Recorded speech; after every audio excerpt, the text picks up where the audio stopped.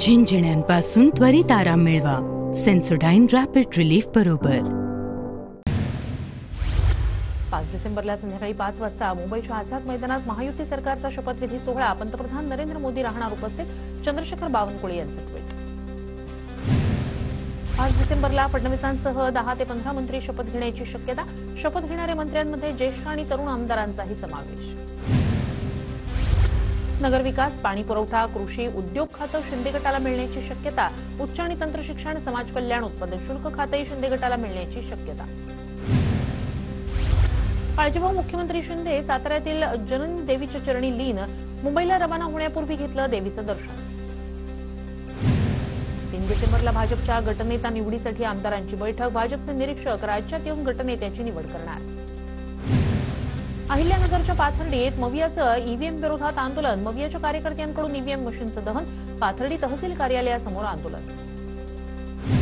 योगेंद्र पवारांसह पुण्यातील 11 उमेदवारांकडून मतपडताळणीसाठी अर्ज.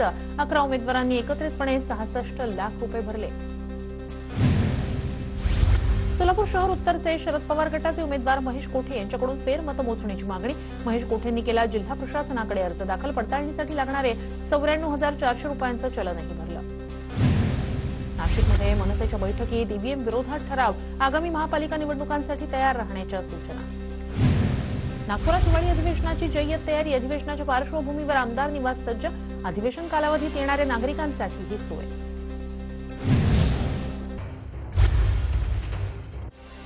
बार्शीचे शिंदे गटाचे पराभूत उमेदवार राजेंद्र राऊत यांनी घेतला कार्यकर्त्यांचा चिंतन मेळावा. अंतर्गत नाराजीतून माझा पराभव, राजेंद्र राऊत यांची प्रतिक्रिया. खासदार प्रणिती शिंदेंची मवियातून हकालपट्टी करण्याची ठाकरे गटाचे उपनेते शरद कोळींची मागणी. अन्यथा आगामी निवडणुका स्वबळावर लढू, शरद कोळींचा काँग्रेसला इशारा.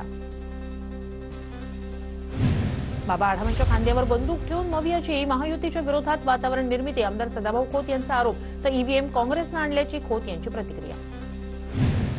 नाशिकमध्ये शिंदे गटाचे आमदार सुहास कांदे यांचे भावी पालकमंत्रीपदाचे बॅनर. कांदेंच्या बॅनरची सर्वत्र चर्चा. नांदगावमधून सुहास कांदे 90,000 मतांनी विजयी. साकोलीत भाजपच्या अविनाश ब्राह्मणकरांचे बॅनर झळकले. साकोलीत जनतेच्या मनातील आमदार असे बॅनर लागले. साकोलीत नाना पटोलेंचा फक्त 218 मतांनी विजय.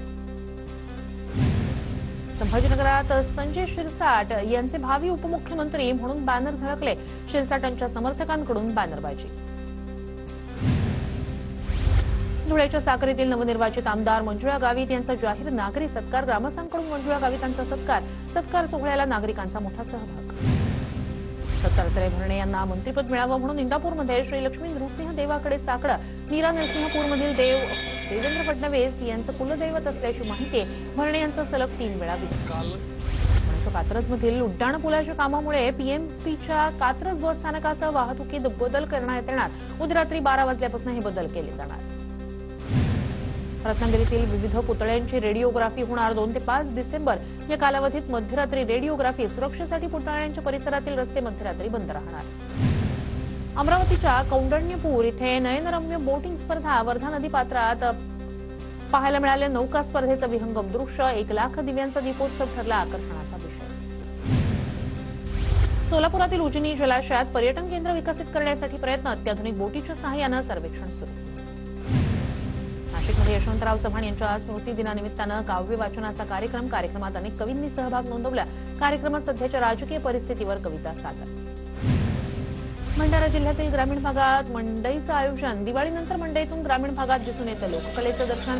वर्षातून एकदा पाहुणे आपापल्या नातेवाईकांकडे जाण्याची मंडईची परंपरा. वाशिम जिल्ह्यातील लोणीच्या संत महाराज यांच्या यात्रेला सुरुवात. लोणीत भाविकांची मांदियाळी. रत्नागिरीतील देवी महालक्ष्मी मंदिराचा बगाडा उत्सव संपन्न. मोठ्या संख्येनं भाविकांनी लावली हजेरी. तुळजापुरात आई तुळजाभवानी चरणी. परभणीच्या भक्ताकडून 11 तोळे सोन्याची माळ अर्पण. मंदिर संस्थांकडून भाविक देशमुख परिवाराचा सत्कार. पुण्यात थंडीची लाट. प्राण्यांच्या संरक्षणासाठी प्रशासनाकडून विविध उपाययोजना. वन्यजीवांना हीटर, हीट लॅम्प, ब्लँकेट, सुक्या गवताचा आधार. इंदापूरच्या पश्चिम भागातील नीरा नदीच्या परिसरात गुलाबी थंडीची चाहूल. गावकऱ्यांकडून शेकोटीचा आधार घेण्यास सुरुवात. नाशिकच्या निफाड तालुक्यात थंडीचा कडाका कायम 7 अंश सेल्सिअसनं तापमानाचा पारा घसरला।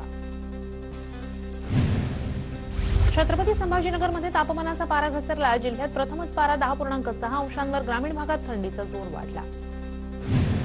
धुळे शहरासह जिल्ह्यात थंडीचा कहर, जिल्ह्यात 6.1 अंश सेल्सिअस तापमानाची नोंद, थंडीचं प्रमाण वाढण्याची शक्यता।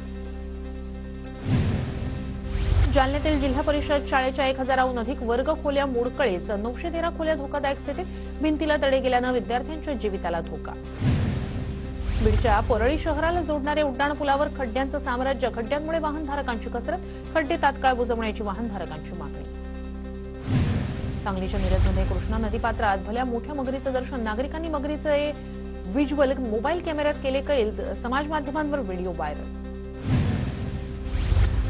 जळगावच्या यावलमध्ये केळी उत्पादकास अज्ञातानं केलं नुकसान, शेतकऱ्याचं तब्बल 5,94,000चं नुकसान, यावल पोलिसात गुन्हा दाखल।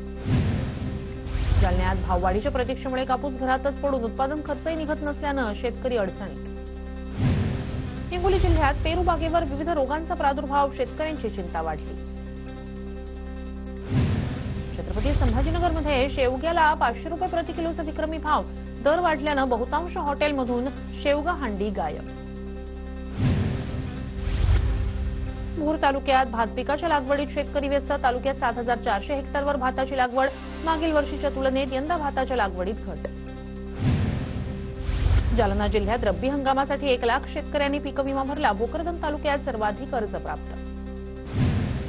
हिंगणघाट कृषी उत्पन्न बाजार समिती अंतर्गत शेतकरी पाल्यांना लॅपटॉपसाठी अनुदान मिळणार, अभियांत्रिकी अभ्यास करणाऱ्या विद्यार्थ्यांना 30,000 पर्यंतचं अनुदान मिळणार। नवी मुंबईच्या बेलापूरमध्ये परदेशी नोकरी लावण्याच्या बहाण्यानं तरुणांची आर्थिक फसवणूक, तरुणांकडून 1 लाख रुपयांची रोकड घेऊन आरोपी लंपास, आरोपींचा पोलिसांकडून तपास सुरू। पुण्यातील हडपसरमध्ये लाडकी बहीण योजनेतील पैसे वाटपाच्या आमिषानं ज्येष्ठ महिलेची फसवणूक, हडपसर पोलिसात महिलेची तक्रार। जळगावच्या एरंडोल तालुक्यातील भातखेड्यात घरफोडीच्या घटना, घरांमधून काही प्रमाणात ऐवज लंपास, चोरटे सीसीटीव्हीत कैद, चोरट्यांवर कासुदा पोलीस ठाण्यात गुन्हा दाखल।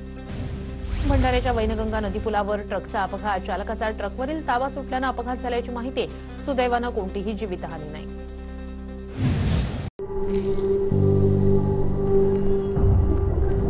झिंझिण्यांपासून त्वरित आराम मिळवा सेन्सोडाइन रॅपिड रिलीफ बरोबर।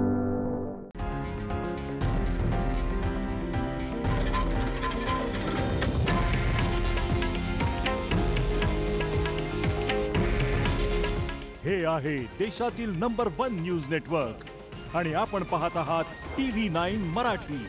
काळजी तुमची, हित महाराष्ट्राचं।